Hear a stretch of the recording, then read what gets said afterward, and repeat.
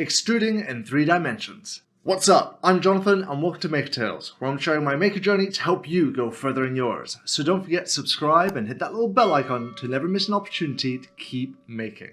As you can imagine, this video is all about extruding in the 3D space. There's also a couple of little pitfalls to keep in mind, and there is more than one type of extrusion. Having dipped our toes into the 3D space, let's go ahead and understand extrusion a little bit more, because we have covered this in the 2D space, and I think it's something that we should definitely cover in the 3D space. And there's a little bit extra that you might not be aware of. So let's go ahead, Control I, let's delete the light and the camera, go to our cube here. We're not going to delete it this time, but I'm going to show you a different way of putting it down to a single vertex.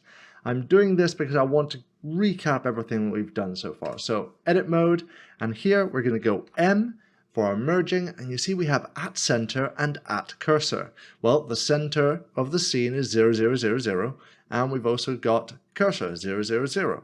Currently it's down there. So let's go ahead, let's say at cursor, and you'll see that we now have one vertex. Right, let's redo what we've done quite a few times now. So let's extrude this vertex, which we now know has an edge. We'll go on the Y by 2, hit enter. We'll now go into edge selection, select this edge, let's hit E, and now as we extrude this along the X-axis, we get this face. Great, let's go 2, and now here's where we're going into unexplored territory. Let's select this face, and guess what's going to happen when you hit E? Yes, it extrudes it into a mesh. More specifically, a closed mesh, a 3D object. So we'll go like this, and we'll go 2. And it's good practice that when you extrude from a 2D face like that, that you always check how the normals are doing. Let me explain why. So if I undo this, you saw that when I hit 2, it went upwards. So what will you think if I went E and then I go -2? You can see the normals have flipped. Of course, nothing's wrong with that. We know how to fix this. Just select everything, go Shift N, and we're sorted. But it's just something to be aware of. Okay, undoing that, let's recreate this cube once again, 2 going upwards, and now let's cover extrusions. Yes, that's right. There are more than one. So if we go over here, we've only done extrude region. There is extrude manifold, extrude along normals. You can see normals are starting to pop up everywhere. Extrude individual. And if I stay on here, the tooltip again will mention normals, and extrude to cursor. Now, I'm not going to cover extrude manifold in this video, as it needs a little bit more information that we'll cover coming up soon. Anyway, so let's go ahead and let's cover this extrusion. So first things first, instead of going all the way over there to redo the menu over and over again, there is a very quick and easy menu, which is Alt-E, and you'll see that we get it right here.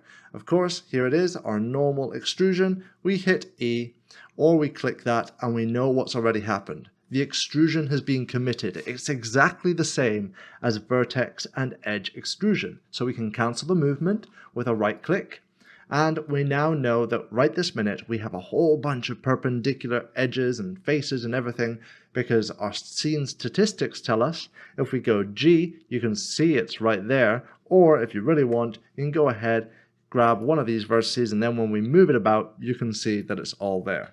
Now, there's nothing really wrong with that. In fact, it's a great way of doing precision models. Just know that you've canceled the movement, select the face that you just did the whole extrusion on, so then you could go ahead and use CAD transforms, and then go G, say from here into some arbitrary precision point over there. You've just done a precise extrusion exactly as you want it. Okay, well, let's undo that for now. Let's select everything, merge it by distance, so we get back to our little cube. So let's cover extrusions of multiple faces. So we have multiple faces. Let's select these 2. What do you think is going to happen when I hit E? As you know, the default of extrusion is via the local normal, so the normal of the face. So when you select 2, it's going to pick the average of those normals. So nothing's saying that we can't go ahead and override this with our own constraint. For instance, we could say, hey, go on the Y, or go on the X, or go on the YY. So this here is the local Y. You understand? Okay, so with that covered, let's go ahead and let's see if you understand what's going to happen when I select this face. If I hit E, where is this normal movement going to be? It's going to be up and down, basically. Yes. It can get very complicated with constraints, which is why basically at the end of this I'm going to tell you to go play around with extrusions, because these can get complicated very quickly. Right, so with that done, let's go ahead and let's cover a different type of extrusion. If I wanted this and this to be extruded perpendicularly to its face, how would I go about doing that?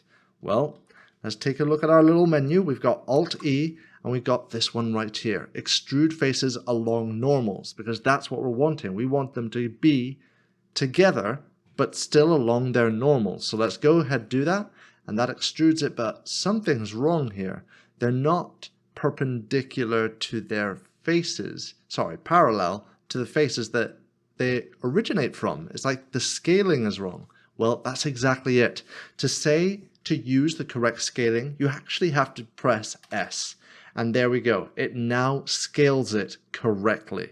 So keep that one in mind. And that is the same for more than two faces. So if you have these three faces, a normal extrusion, you know is going to be the average. So let's go Alt-E. We'll go along faces, extrude faces along normals, excuse me. And you see it goes all weird, but if you press S, it goes and scales it correctly. Now, if you did want it the other way, you can press S again and it cancels it back to how it was. Right, so undoing that once again, let's go ahead and let's talk about a different type of extrusion yet again. So, let's say I wanted, oops, I completely screwed that up there. Let's say I wanted this face, and this face to individually extrude along its normals in one go, because I'm too lazy to do that. Right, well, that's actually really easy. And I'm sure you already know where I'm going with this. Alt-E, there it is. Extrude individual faces. Once again, it takes into consideration the normals. So we can now extrude these out in one operation, and all of these, all you have to do is type in a number and it will be 0.25, precision accurate. Right, so with that done, there's only one more that I haven't covered, which you actually won't see in this menu, and that is this Extrude To Cursor. Keep in mind, it is saying cursor, and even in the tooltip, it says mouse cursor, so it's not the 3D cursor.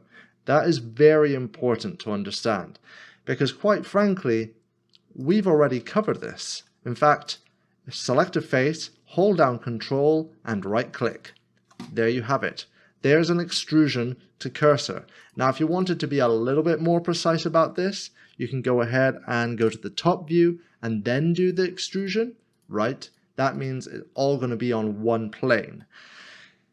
Now, in reality, that's not that useful to us unless you're trying to create some sort of quite organic structure. You can go quite haphazard with it all. Right, that's now everything that I want to cover, because we need to know a little bit more before we explore manifold. So, as a quick recap, remember, we've got our normal extrusion of E, and we've got the normal extrusion of E when it has on multiple faces is going to be the mean. If you want it to be out on all the normals, we're going to go Alt-E and go face along normals. If you want it scaled correctly, you press S.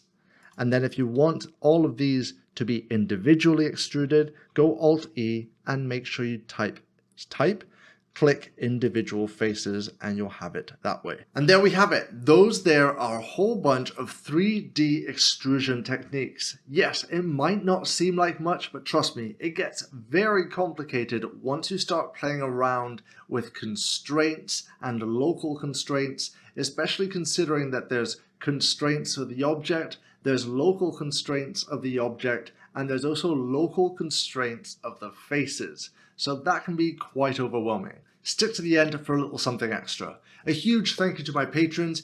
You guys are awesome, and it's the reason why I'm able to make videos like this right here. And if you're enjoying the videos that I'm making and you think I'm worthy of your support, I would love to see you there too. Don't forget that we have a Discord linked down in the description. Thank you for watching, keep making, and let the quest continue. For the bold of you, there is this obstacle course down in the description, and if you get stuck, there is also a solution video.